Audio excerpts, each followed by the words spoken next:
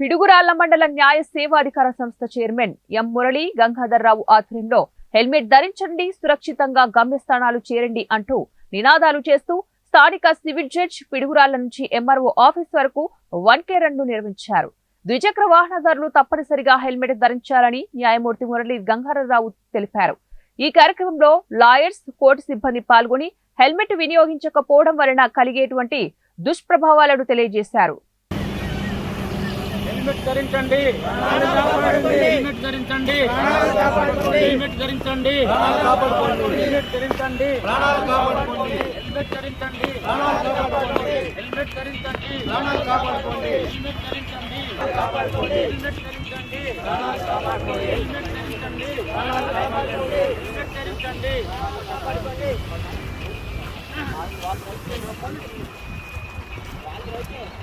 Helmet ధరించండి.